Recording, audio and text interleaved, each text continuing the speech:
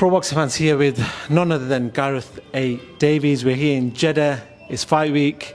Nice weather out there. You were going to go for a swim. We've had to come in because obviously it's too hot and the camera might stop functioning. But how are you? I'm good. I've been very vocal about the fact that I think the fight should have been in London rather than in Saudi Arabia. But we're here. We're here documenting it. It feels like a really big event. It's massive for many reasons. I mean, one, that this is redemption time on the Red Sea for Anthony Joshua. It's his woulda, shoulda, coulda moment, isn't it? You know, that famous line from On the Waterfront, Marlon Brando and all that. But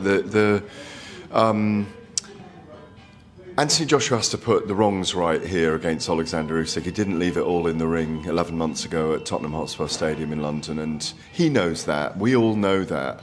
So it's a weird fight for him in many ways. It's probably going to be the most career-defining fight for him because he wasn't himself in that first fight with Usyk.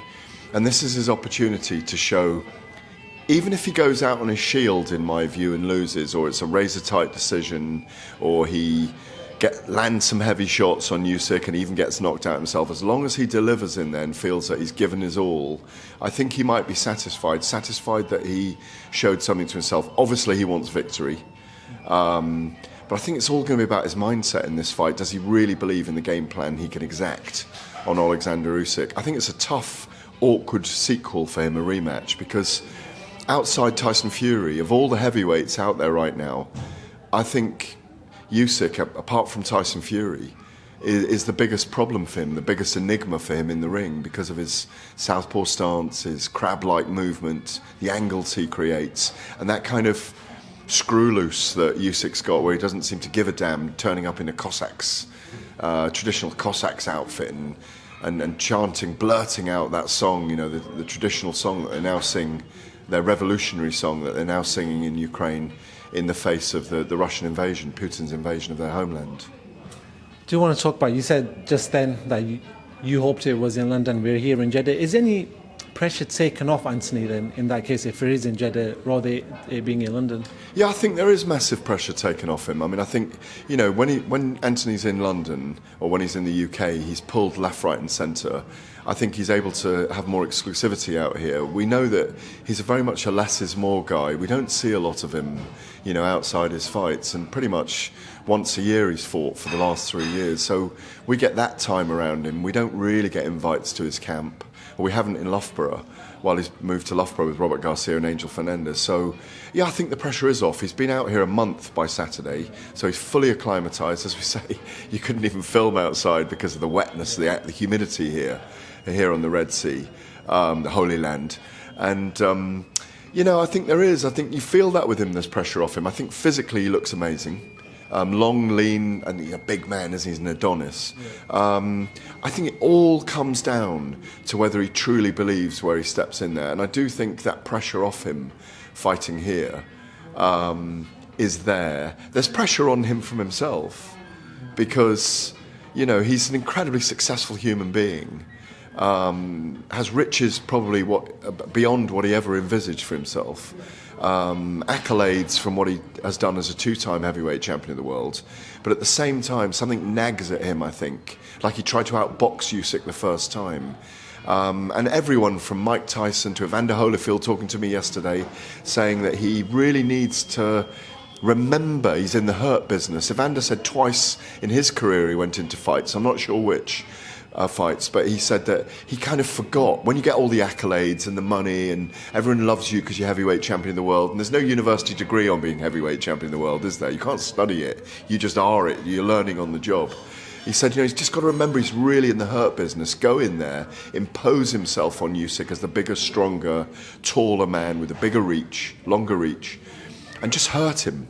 You know, use his elbows, go in there, close the space quickly, let his hands go, all those kind of things that we know Anthony can do. We saw that in the first 17, 18 fights of his career. You know, in many ways, and I use this word respectfully, he's a killer in there. He's got very heavy hands. He's a great finisher. I believe he's as good a finisher as Lennox Lewis was when he had opponents hurt. So he's got to carry all those things in there with him. And I do think being out here, he's been probably able to streamline that blinkered approach to what he's got to do in the ring come Saturday night. From what you're saying there, Anthony needs to be a lot more aggressive. A lot of people have talked to me and said he needs to use his weight. He's got that. But this time around, though, I see Anthony's coming very lean. Usyk's, people saying Usyk looks a bit heavier.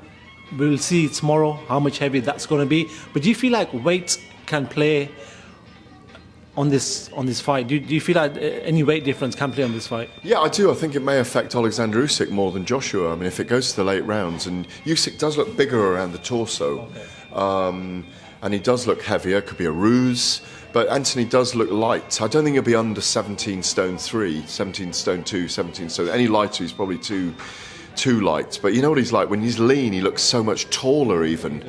And he looks enormous at the moment in that sense. I think weight will play a part. I think Usyk's weight will play a part. He's clearly preparing for Joshua trying to impose what I would call educated pressure. Not wild attacks, but more aggressivity, like you say, but educated, knowing he's going to punch when he's in range, not trying to feel for Usyk too much, closing the distance quickly. And I think Joshua's body looks prepared for a long fight if he has to have a long fight, but I think Usyk's looking for a shorter fight this time. I think he's looking to finish it in round 6 to 9. I spoke to Manny Robles yesterday, a former Andy Ruiz trainer, and he was saying the same thing. He was saying he looks bigger, and he feels that Usyk's going to be a lot more aggressive this fight. So that's sort of just that we can sort of play out at this present time without seeing the fighters with their tops off. Just talk to me about Oleksandr Usyk. What we saw in the first fight, is there more levels to Oleksandr Usyk than what we saw in that fight? I think he did a good job in the first fight. You know, he used all his boxing skills. Remember, it was only 8 rounds to 4 or 7 rounds to 5. That's a fairly close fight when you look at it. And I think Anthony, though, his game plan, he allowed Usyk to box his kind of fight. Anthony has to make it, has to impose his own momentum in the 13th round that they're going into. Obviously, we all look at that 12th round where Joshua was on the ropes and exhausted, and Usyk had him there, and the time was ticking away in the last minute, a minute and a half, and Usyk looked like he might be capable of finishing Joshua.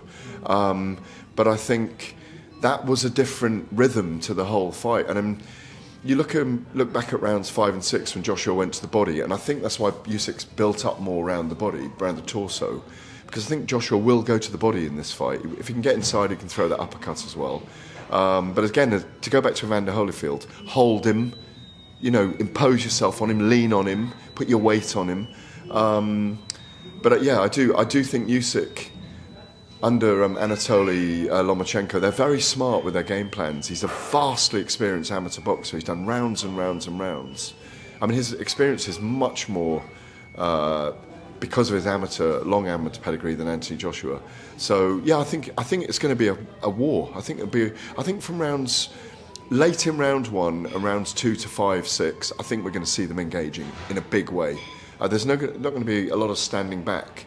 Joshua's powerful anyway. And I think he will let his hands go in close. It's going to make him more vulnerable.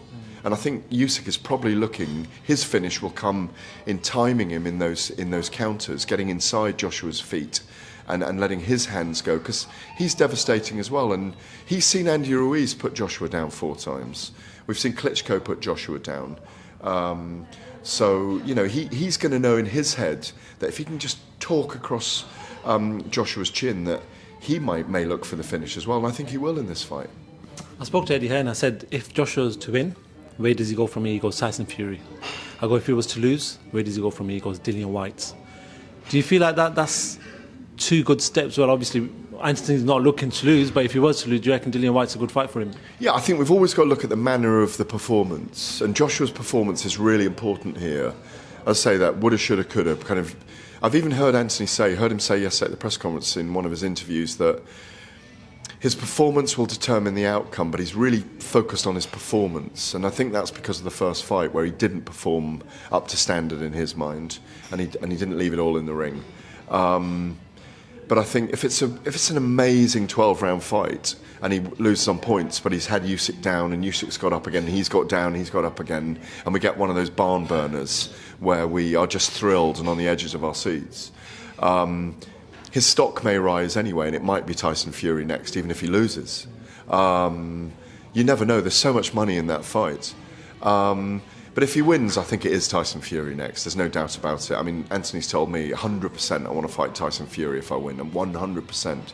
If he loses, there's 5 fights out there, 4 fights out there for him that are still huge. But it's the manner. If he gets in there and he doesn't look good and he looks nervous and Usyk's all over him and he knocks him out early, then I think there'll be a lot of thinking.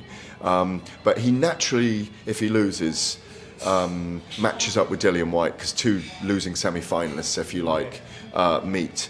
And obviously that does big numbers. But the Wilder fight, the Joe Joyce fight, the Daniel Dubois fight, they're all big fights. There's 5 big fights out there for Joshua that we've just mentioned.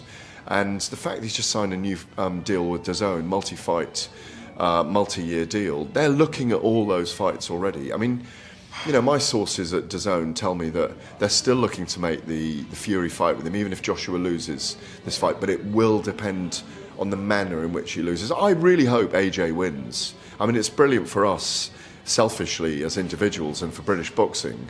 But I do see Usyk as the favourite in this fight. And I do, you know, I have, my pick is that he'll win it between rounds 6 and 9. I don't see Joshua winning on points after 12 rounds, not unless he's dominated Usyk for some reason and has won the first half of the fight, and Usyk then comes back in the second half of the fight. But I just don't see a Joshua win on points.